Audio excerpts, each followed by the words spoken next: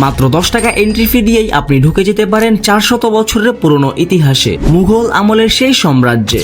এছাড়াও দেখতে পারবেন রহস্যময় সেই সুড়ঙ্গ। শোনা যায় এখানকার সুড়ঙ্গ দিয়ে একসময় সরাসরি ভারতের আগ্রা পর্যন্ত যাওয়া যেত। তবে কথিত আছে যে যারা এই সুড়ঙ্গে প্রবেশ করেছিল তাদের মধ্য থেকে অনেকেই আর ফিরে আসতে পারেনি। সুড়ঙ্গের পাশেই আছে পরিবিবির মাজার, যেটাকে ঘিরে অসংখ্য রহস্য ও কিংবদন্তি প্রচলিত আছে। এরপর দেখা যায় প্রাচীনকালে যেখানে শাসন কাজ, বিচার সালিশ আর গুরুত্বপূর্ণ বৈঠক হতো, এখানে মুঘল সাম্রাজ্যের প্রশাসনের কেন্দ্র গড়ে উঠেছিল। বাহিরে বিশাল জায়গা জুড়ে একটি পুকুর দেখতে পারবেন, তবে এখানে আর পানি নেই। কেল্লার সবকিছুই প্রমাণ করে মুঘল স্থাপত্য নিখুঁত কারুকাজ।